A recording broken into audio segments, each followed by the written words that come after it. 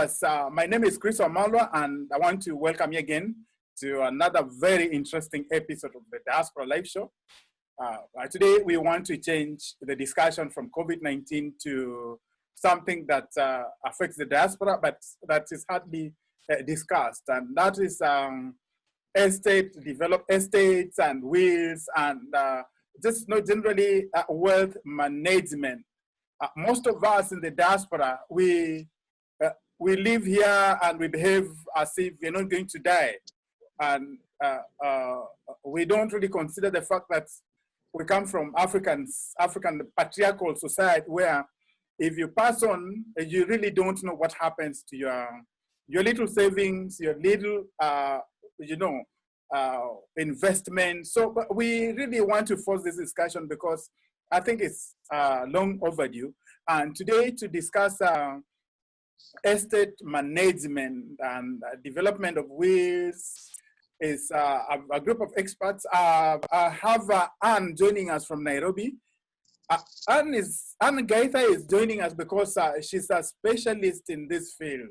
She's been doing this on behalf of the diaspora for quite some time, and I've been meaning to invite her on the show so that she tells us what she's working on right now, but more specifically the importance of developing wills, estates, and just generally wealth management. And of course, again, Nathan, Dr. Wangusi is a regular feature on this show. He's an expert in these fields. He's an investment expert. And so when I want to talk about these technical things, I invite him. He advises people on how to invest, where to invest. In fact, he started a company that does that. And of course, again, I want to welcome Dr. David Amakobe. Amakobe, for you who watched this show 2 weeks ago, is developing a very interesting app that helps our young people in Kenya and definitely just generally around the world to study from home. This app is called WizKids. It's not WizKids. Kids. Yeah, David will also just brief us on how far he's gone with the app since we last spoke. And so definitely just we straight away we want to get into the discussions, and I want to invite Dr. Wangusi to just outline what we need to know. Wangusi, why do you think this topic is very important to the diaspora, for instance? Thanks, Chris, for having me on the show as usual. It's a pleasure to be a part of this discussion. It's a very important discussion to have.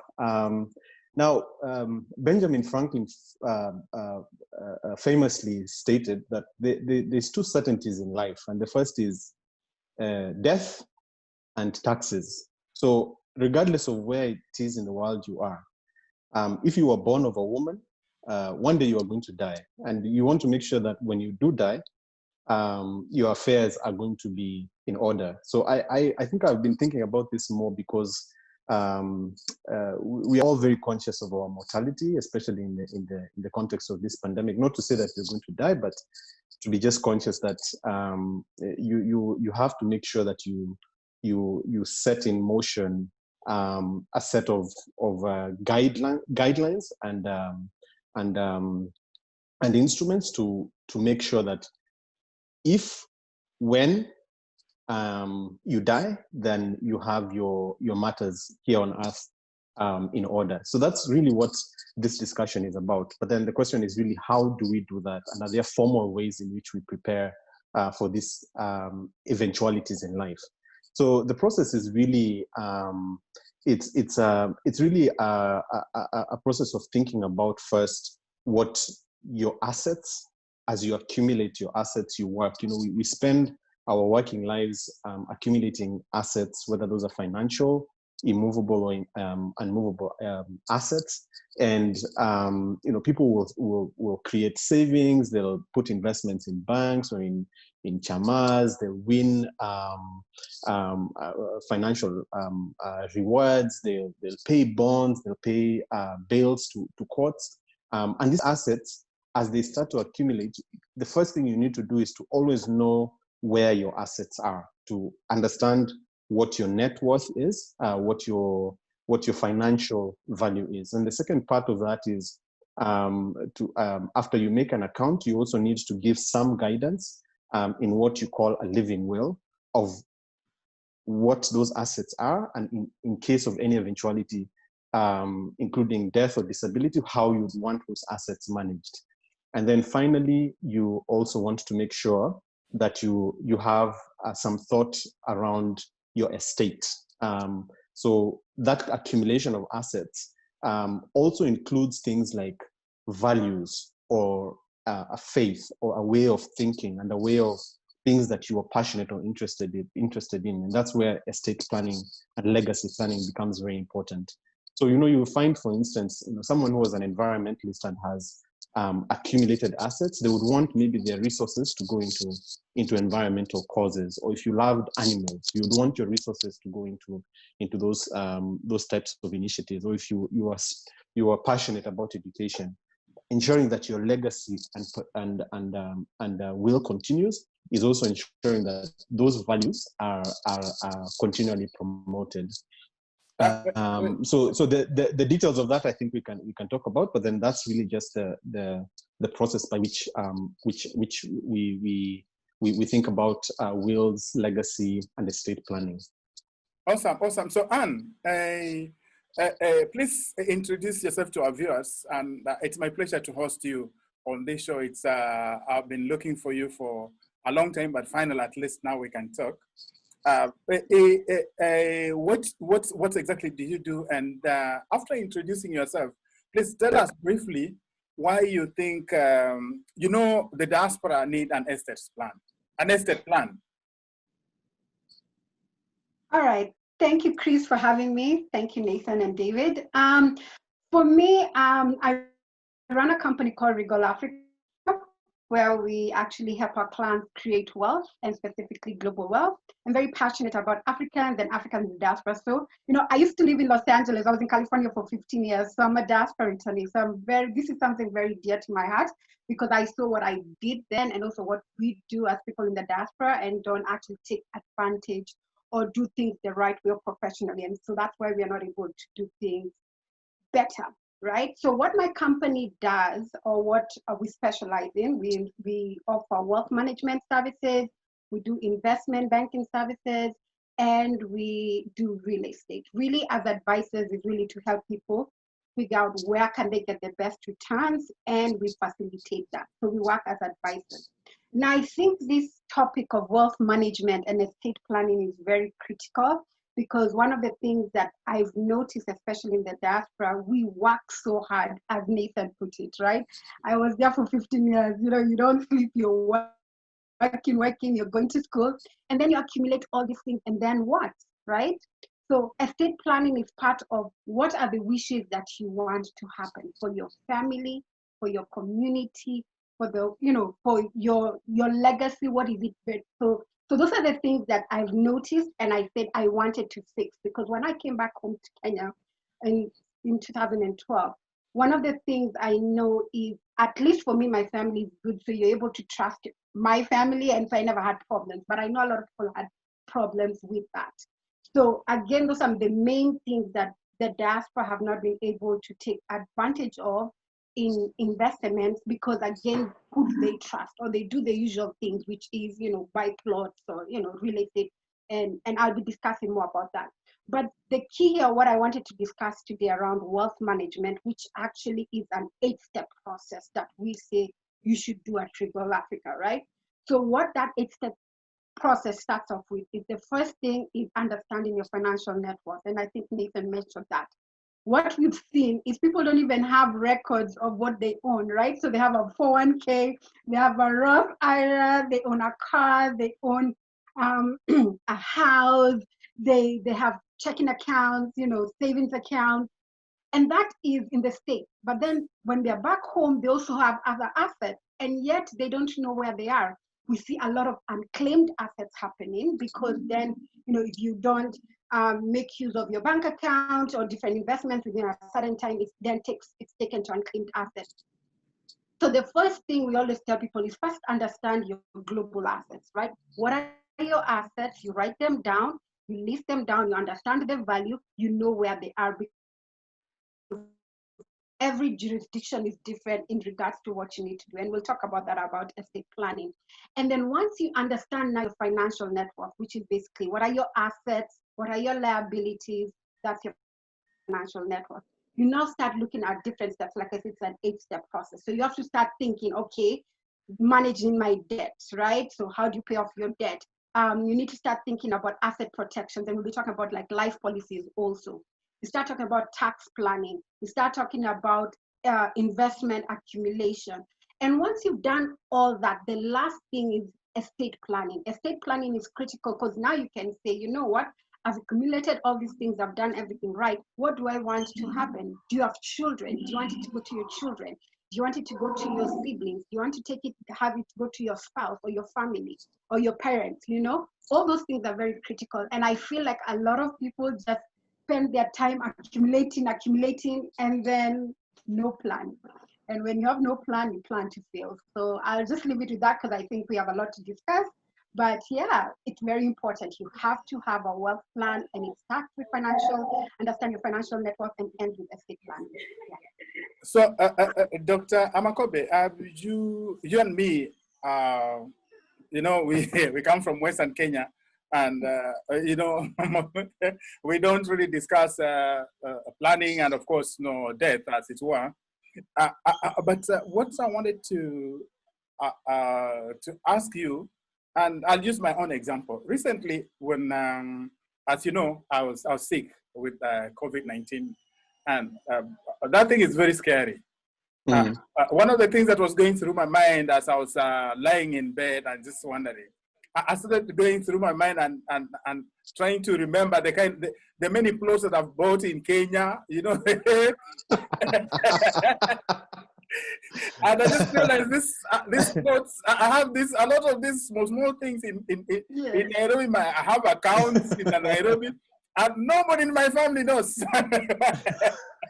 Imagine. That's where the Unclaimed Asset Authority comes in. Billions in unclaimed assets. So you see, Daudi, yes. As somebody who's lived in the diaspora, you know, you understand this community very well. Why is it so hard for the diaspora to plan for the future?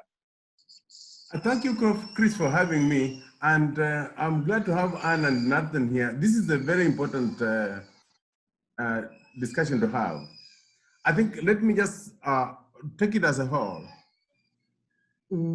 Africans have culture, had culture, let me just put it, had culture and traditions that took care of life from the time they were born, how they should be named, how they should live, and what should happen after when they are not there. Finally, so they didn't need to think about when they have a child, how that child is going to be named. It was already put there, they knew what to expect. And they didn't need to think about what time they're supposed to be initiated because it was set. So since the culture took care of that, that got out of people's mind. They sort of weren't supposed to think about it because it was already put. Now, what has happened is that gradually, the culture has moved out of people, but the prosperity not to think about those things is still there. Evan, yeah. What do you think about what David is saying? He's brought a really interesting facet of our culture, which is we are very superstitious and fearful of the things unknown, and particularly death and disability. So you know, traditionally, there's this lingering idea that if you talk about death, you're calling it upon yourself. So when I first told my folks that, you know, we're going to have this discussion about last testament, wills, and estate planning, the quick conclusion is that you're planning your death, and if you're planning your death, then you're planning to die soon. which is not true. It's actually quite prudent for you to actually plan for your death, because you avoid these perennial conflicts which are in families.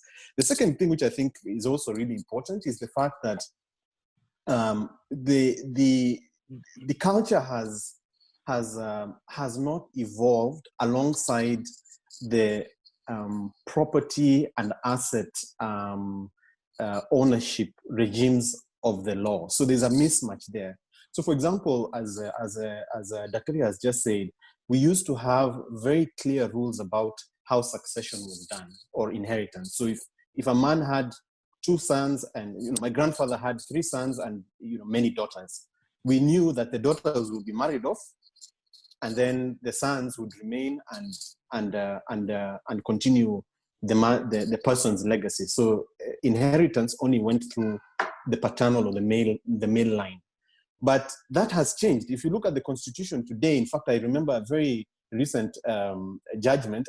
A judge said that an adopted daughter by a certain old man in Maasai land would be a beneficiary. So the beneficiary structure has already changed. The second thing which has changed is the way assets are owned. So, way back when my grandfather was a young man, or even before that, the land tenure system was very different. Land was communally owned, and as a result, we've transferred cultures from the past into the present without revising what it means for the new asset ownership regime. So you can't just say that I'll die and an inheritance will happen when you have financial assets which are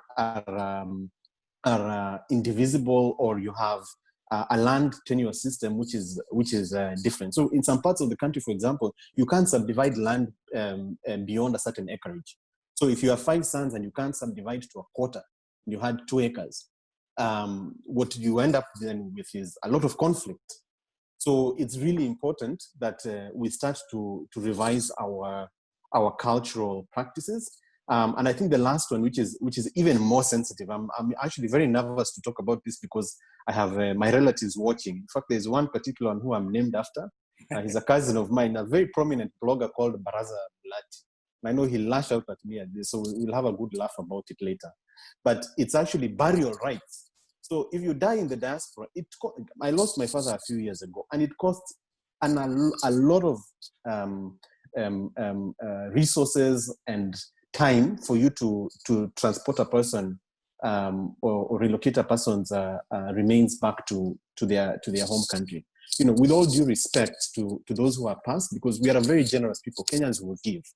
But if you don't have a living will stating what it is you want to do, what you want your remains and your legacy to be, then you can very easily cause a lot of confusion, because there are people who, for example, were married at home and they are married here. What do you do with people with cases like that? With people who commit suicide, we have people who might who lose their lives of infectious diseases. What do you do about those kinds of people? So you end up with situations where people's remains are held up in morgues disgracefully, which is really just a function of not thinking about not just your will in terms of assets, but also your last wishes in terms of what do you want them to do with the physical remains of who you are, but also the legacy of the personality and the person and the values that you held. So it's really important for me, as young as I am. I know I plan to live at least until I'm 89. That one I've claimed and I've prayed upon. However, I update my will every year. I have to make sure that I take an account of my assets, and I also have to make sure that I'm putting in place a process to make sure that if anything happens, an eventuality, I have a life insurance policy that goes to my wife, or I have my assets are known where they are, because that's very common also in African culture. Wazes will have plots. You're telling us you have plots and accounts and things at home and here, but nobody knows where they are. So if in the case of any eventuality, we'll have a problem. So I think these things are really important, very sensitive to discuss, but very important to also start to tackle in the context of, especially in the diaspora, but also a modernizing society. Awesome. Anne, I know you deal with these things, and you've dealt with a few Kenyans living abroad. In your dealings with them, do you think they really understand the importance of developing these estate plans for their diaspora global assets? From my experience, not really. I think people have this idea of things will sort themselves out, right? And they don't. The older generation definitely don't want to talk about it. They are like, there's a set system, right? Because we had a set system. The younger generation are, this is not what I should be doing. Yet everyone who owns an asset needs to do that. And I think a lot of it has to do with the fact that before there was a set system, as David mentioned, and that system has changed. And when systems change, then you need to move along with them. I think when everyone was talking, one of the big things I tell people is, even if you do not want people to know what you have, because I find that a lot of parents say, I don't want to tell my children because they won't work hard. They know how much money I have, or a husband says my wife will do something to me. There's a lot of mistrust, right? And that's why people don't like to talk about it. And I always say, what kind of family is that, what kind of family is that you mistrust your wife, you don't even want to say? But that's where I say, now you work with professionals like myself. When someone comes to my company and we help them put together the wealth plan and we understand their assets, their liability, we then enable them to take that to a lawyer, right? And then the lawyer is able to put down the will or the trust, or sometimes family companies, because there's a lot of different ways of structuring your wealth. So now this is the assets that I have in Kenya, these are the assets that I have in the States or in the UK or in Asia, wherever you are. This is the jurisdiction, this is, so you're able to plan this out. Now, if you don't want to tell your family, you actually have professionals, now in this case, like I said, a wealth advisor or a lawyer who already know these are the assets and how you're going to divide them with your family or not. So there are ways to avoid not necessarily telling your son, but you've still planned it. The key here is planning. And I think a lot of people in the diaspora, the first thing you do is, if I need to do anything, I go to my family. And if your family doesn't know because they're not used to it, they can't advise you the right way, right? So our default goes back to our family, and your mother says, or your father says, you know what, when things happen, they'll happen. They don't want to talk about it. But I think as people who are in the diaspora, you need to take this, especially if you have children, you have to be very responsible. And then remember, at the end of it all, you worked very hard. You make sure that your wealth gets transferred in how you want to do. So I think there's an aspect of responsibility and an aspect of just making sure your wishes are done. Because like you said, someone was mentioning how those are an adopted child and the child got the property, which Kenya law says yes. Anyone, whether, so you also have to now work with a legal advisor, because there are many changes in the law in regards to who can inherit. But diaspora have to take this really seriously, because it would mess up a lot of family relations if it's not discussed in the family. David, I think this discussion, what Anna just said, really calls for having somebody to manage your wealth, your business. And again, the misunderstanding is that you have to be very rich not to get somebody to manage your asset. Recently, I've had a discussion with quite a number of Kenyans living here who really want to invest in things like stock exchange, especially Nairobi Stock Exchange, because the thinking is that if you invest in Kenya, you get more returns on your investment than a place like America. The returns are very low. Again, why, just speak to that, please, in terms of living here and having somebody to manage your business back at home. That's basically true, and I've been saying this continuously.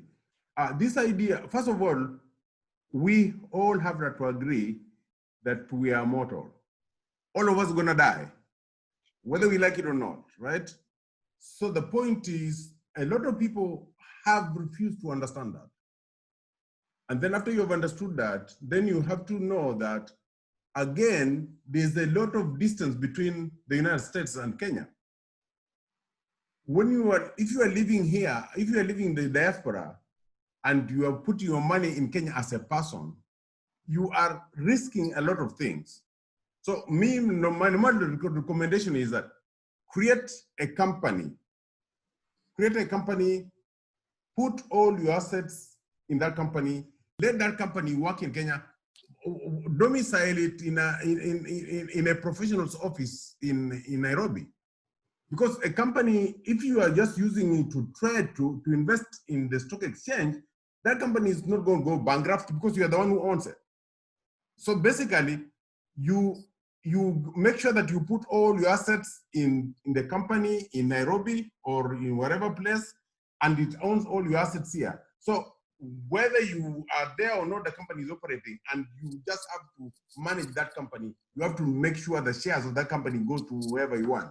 Instead of having 20 shares, or even if you have 1,000 acres of land in your name in Kenya, make sure that it's a company that you own that owns that land.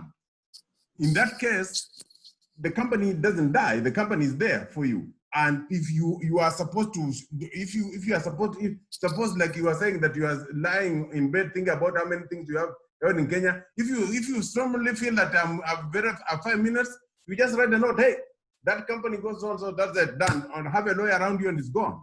But instead of saying, let me think which plots I have and stuff like that, list them, put them in a company, and then when you go to Nathan or go to Anne, you say, this is the assets I have, they're owned by this company. And this is how I want them to do. And because even in the US, if you are transferring shares after you have gone, there is a state tax on it. But if you distribute the shares before, you don't pay that so much tax. You understand? So I think that I'm glad that we're having this discussion, and the people who are going to listen in, even if you have 10,000, 100,000, $1 million, if you are putting it as a person, you are mortal, and somebody else has to take care. But if you are putting it in your company, that company survives.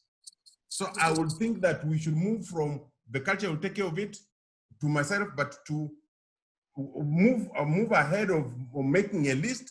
Make the list the assets of a company that you manage. One day I was dealing with the American embassy in Nairobi, and they told me, David, you think you are Kenyan, but you don't know Kenyans. That's why we are here for you. You understand? Because if you have an American company, which you own, obviously, and working in Kenya, you have a second layer of protection because it's an American company. The embassy, the country will be able to help you out with something, and the other professions will help you. But as a person, how are they going to discuss with your brother about your land, the land that you are supposed to have had? You understand? But if the land that you are supposed to have had is owned by an American company, it doesn't matter who it belongs to. But Nathan, Chris, I just wanted to say something small. I wanted to say something small about what David had said, which is what we call wealth structuring. It's very important to do that, because when you own assets as an individual, there are many cons around it. So the way you mentioned you have 4 sons, I always tell people you want to have like a family company.